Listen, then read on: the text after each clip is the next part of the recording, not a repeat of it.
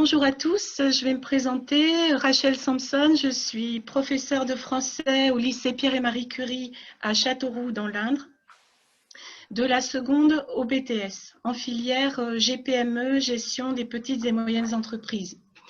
Alors mon propos vise à réfléchir avec vous à la contribution possible du français à l'éducation au développement durable en vue des objectifs du développement durable et des compétences transversales pour une responsabilité sociétale, notamment à travers une étude de cas en filière BTS.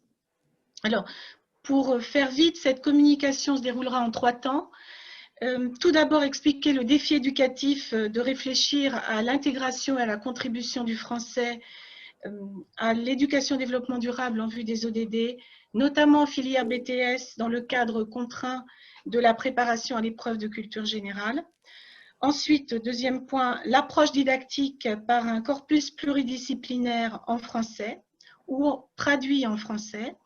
Et enfin, la plus-value de cette approche qui ouvre sur l'interdisciplinarité et les compétences transversales dont on a déjà beaucoup parlé pour une responsabilité sociétale. Donc, on peut avancer. Voilà. Comment expliquer le défi d'intégrer la contribution du français à l'éducation au développement durable? Je suis partie du constat que le français n'est pas considéré comme la matière la plus porteuse pour l'éducation au développement durable. Pourtant, vous voyez, elle peut apporter une contribution essentielle, notamment dans une filière où elle est envisagée comme une matière de culture générale et d'expression.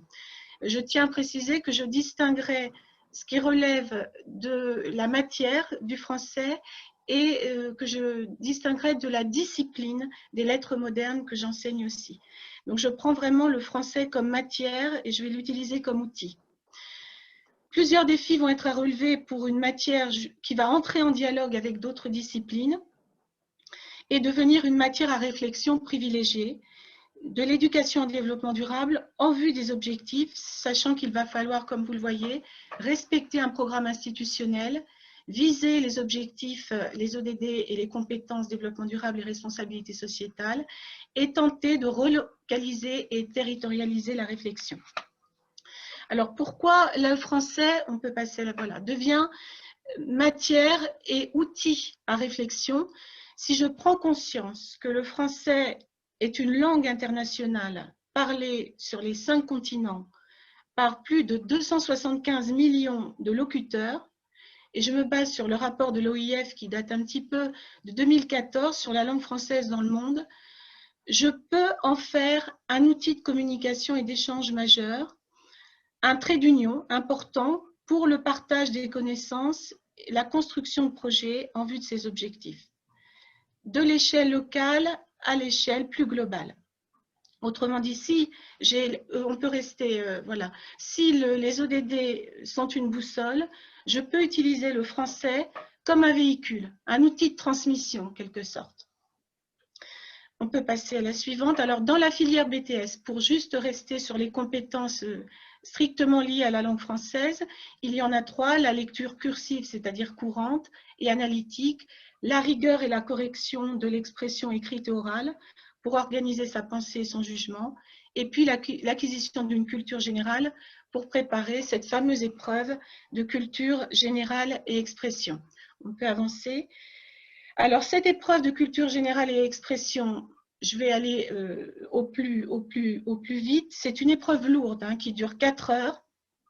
Elle est sur 60 points et elle se divise en 2 temps. D'abord, une note de synthèse, c'est vraiment le travail qui va le plus m'intéresser, à partir d'un corpus de 3 ou 5 textes ou documents.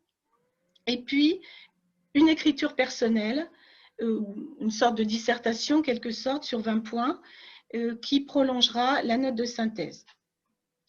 À partir d'un thème imposé, c'est-à-dire que je suis dans un cadre contraint, en vue de soulever, et c'est là où ça va permettre justement de s'ouvrir aux objectifs du développement durable et aux compétences transversales, je peux soulever des questions de société, de politique, d'éthique, d'esthétique, sur tous les problèmes du monde contemporain. On peut avancer. J'ai présenté voilà, l'épreuve de culture générale et l'écriture personnelle par la suite. On peut avancer pour ça. Donc.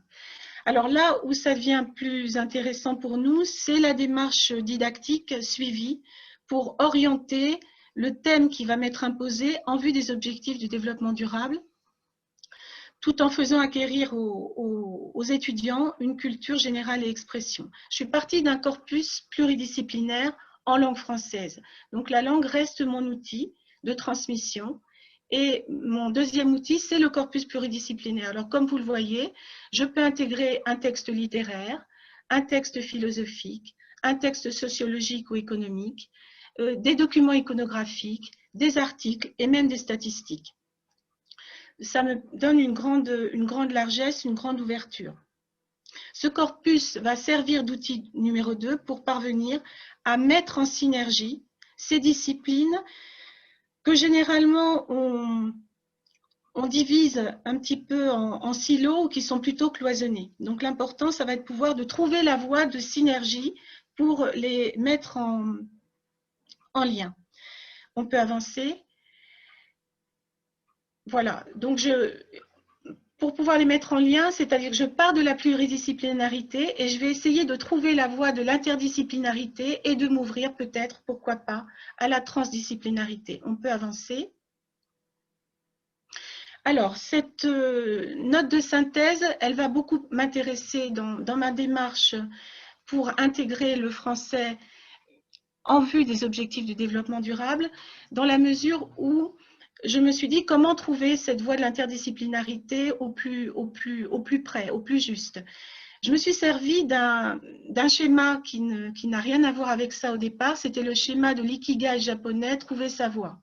Et en fait, je l'ai transposé en me disant, si je pose des questions socialement vives, ce dont la société a besoin, en vue des objectifs du développement durable et de la responsabilité sociétale, si ensuite je pose les disciplines ou contributions disciplinaires qui vont être utiles, qui vont m'être utiles, et que dans un troisième point, j'utilise le français comme matière trait d'union, il se trouve qu'à l'intersection de ces trois éléments, je vois surgir la note de synthèse. Donc ça va être vraiment l'exercice privilégié qui va m'ouvrir la voie de l'interdisciplinarité pour mettre en synergie ces disciplines qui étaient jusque-là en silo ou cloisonnées. Ça paraît vraiment comme l'exercice à privilégier. Alors, on peut avancer. Pour orienter le thème imposé, j'ai un thème imposé en BTS cette année, c'est à toute vitesse. Alors, pour pouvoir l'orienter en vue des objectifs du développement durable, j'ai créé 3 corpus. Le premier que vous voyez ici, c'est un corpus pour comprendre qu'il faut protéger le vivant du culte de la vitesse, qui est synonyme d'argent et de destruction, destruction des écosystèmes, destruction du vivant. On va rester sur cette diapositive, mais j'annonce un petit peu comment je vais procéder par la suite. 3 corpus, le premier protégé, le deuxième ce sera réfléchir à la manière de restaurer le pacte de responsabilité, et le troisième corpus, rechercher des solutions de résilience. Alors, je vais rester un petit peu plus sur ce premier corpus. Il est assez léger puisqu'il n'a que 3 textes. Il n'y a que 3 textes. Un texte qui est un essai de Rachel Carson, Printemps silencieux, qui relève… alors, Rachel Carson, vous savez peut-être, qui est une pionnière de l'écologie aux États-Unis dans les années 60. Elle publie Printemps silencieux en 1962, Silent Spring, qui sera traduit beaucoup plus tard en français, mais j'ai privilégié ce texte parce qu'il me semble absolument fondamental pour articuler le thème de la vitesse à des objectifs du développement durable. Alors, dans cette œuvre qui associe la rigueur scientifique, c'est ça qui est très intéressant, et l'expression poétique, elle dénonce la course au profit. Donc, on reste dans ce thème à toute vitesse, la vitesse qui détruit, la course au profit des firmes de pesticides qu'elle appelle littéralement des biocides, qu'elle nomme même des élixirs de mort. Elle a des images absolument saisissantes qui vous empêchent de dormir la nuit d'ailleurs, quand on la lit, et qui font entrer l'homme. Elle ne parle même pas d'anthropocène, elle dit on est entré dans l'ère du thanatocène. C'est un ouvrage visionnaire qui anticipe justement ce qui pourrait nous arriver une chaîne de contamination par les poisons des écosystèmes qui atteint la santé de tout le vivant et qui risque de détruire non seulement les animaux, mais aussi de nous atteindre, au point que, à l'ultime de cette destruction, elle dit nous arriverons à un moment où le printemps deviendra silencieux. Il n'y aura même plus d'oiseaux pour chanter.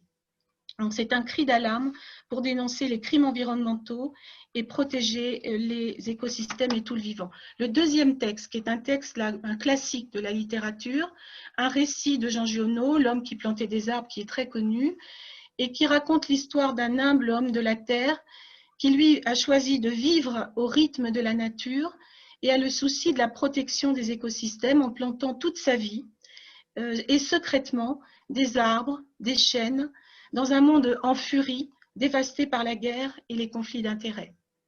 Et puis le troisième texte, là on voit que c'est vrai, je suis plutôt restée sur un corpus encore plutôt quand même littéraire ou avec un essai scientifique, mais je reste encore sur un corpus assez littéraire. Le troisième texte de Sylvain Tesson, qui est beaucoup plus récent, qui relève à la fois du récit autobiographique et du journal intime. À travers cette œuvre, Sylvain Tesson entre en quelque sorte en résistance contre notre monde de la vitesse, notre consumérisme forcené et notre but lucratif à tout crin.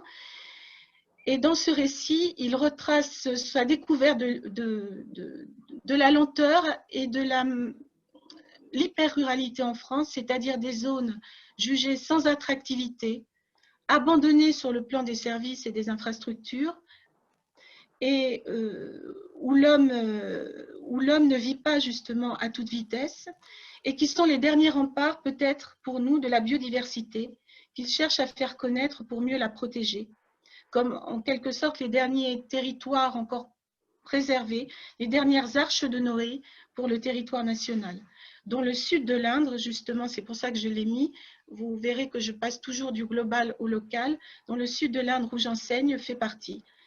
On fait partie dans le sud de l'Inde de ce territoire hyper rural. Et on pourrait dire qu'avec Sylvain Tesson, comme le disait aussi le commandant Cousteau, on aime ce qui nous a émerveillés et on protège ce que l'on aime.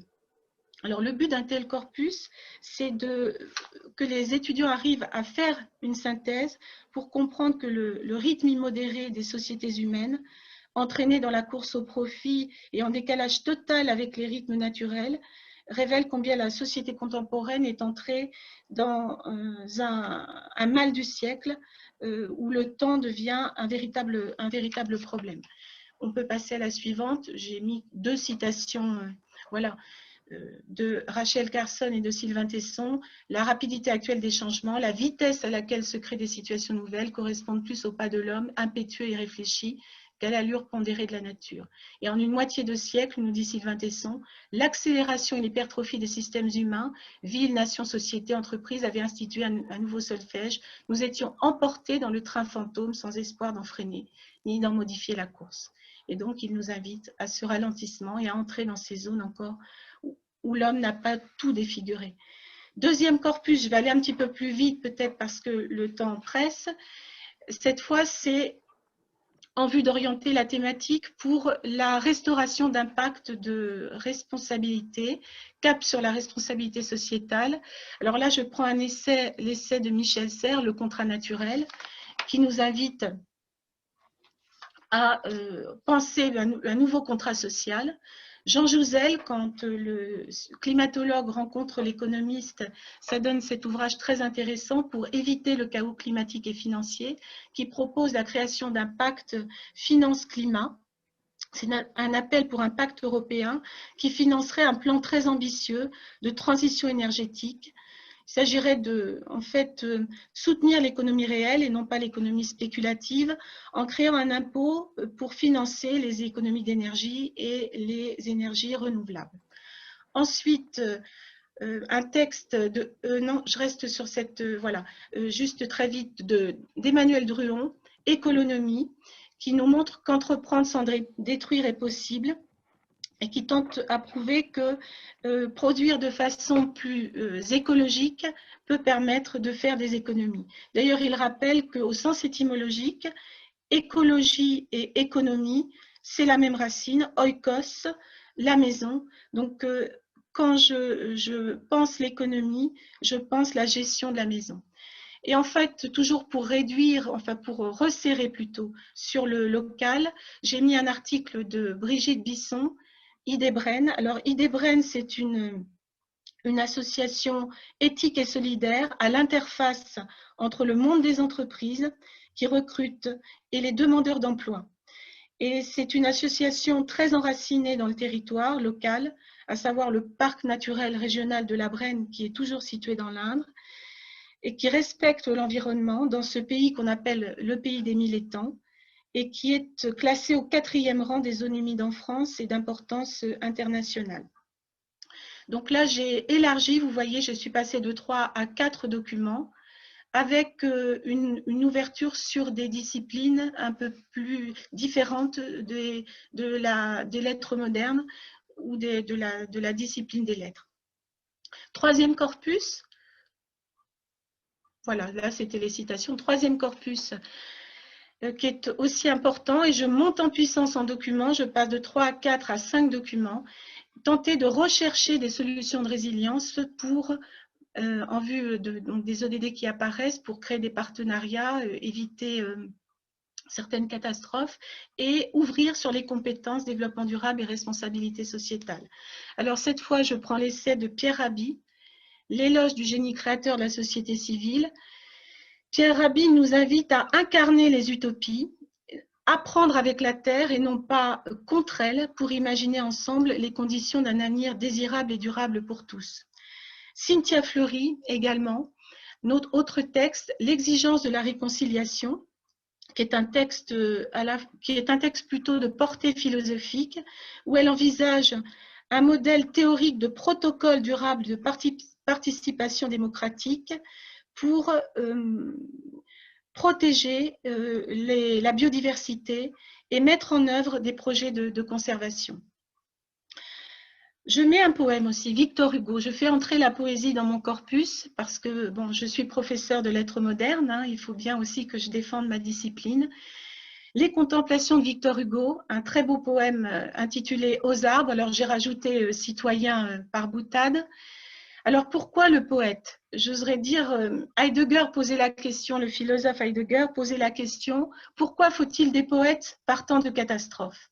Et on comprend avec Victor Hugo et d'autres poètes que la fonction du poète, quand elle revient à la définition du poète dans l'Antiquité, le poète est le grand savant, celui qui est capable de transposer en expression sensible la complexité de son intelligibilité du monde. Donc, c'est quelqu'un qui est capable, dans son acception la plus haute, de mettre le monde en correspondance. Et dans ce texte, on verra tout à l'heure le petit extrait, on voit bien qu'il a… Tu as déjà beaucoup dépassé le temps d'expression. D'accord. Alors, Gilles Clément, très vite, qui nous propose le jardin, de voir le monde comme un grand jardin planétaire. Et enfin, une image, chapitre nature, qui est en fait un festival qui crée une sorte de tiers-lieu dans cette zone d'hyper-ruralité de l'Indre, où on crée un écosystème éducatif intergénérationnel d'échanges, de stages de conférences dédiés au partage des connaissances pour un développement humain et une durabilité environnementale. Alors, la plus-value, j'avance, hein, puisque Didier me dit d'avancer. Vraiment 2 minutes. Voilà, la plus-value, c'est d'élargir l'approche du corpus pluridisciplinaire pour ouvrir sur les compétences transversales, les compétences systémiques pour avoir une vision d'ensemble, une vision de synthèse, les compétences éthiques pour avoir une conscience de la responsabilité sociétale et les compétences psychosociales pour adopter un comportement résilient et positif. Donc, pour conclure, au constat d'un engrenage moderne, la rupture le monde, le consumérisme effréné, la consommation irresponsable qui entraîne les dérèglements et crée toutes les inégalités et les problèmes qui s'en suivent, on peut opposer le cercle vertueux, la boussole des 17 ODD, et puis le véhicule du français qui permet de transposer sans déluge de chiffres l'expression symbolique, poétique et éthique de ce qu'il faudrait pouvoir faire. On peut avancer. Hein. On peut avancer, voilà Didier. Et puis, donc pour conclure, je dirais qu'au constat de cet engrenage moderne, en fait, on a la boussole des ODD qui est le projet politique de survie de l'humanité. On a le véhicule du français qui permet d'exprimer cette transposition. Donc, l'intérêt du français, c'est d'être un outil un peu 3 en 1.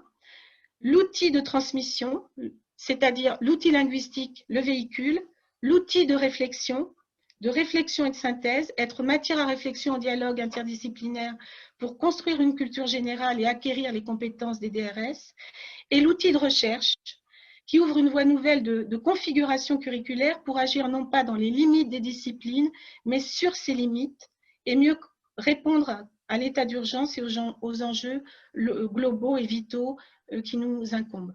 Autrement dit, on a la boussole, on a le véhicule de transmission, on peut avancer.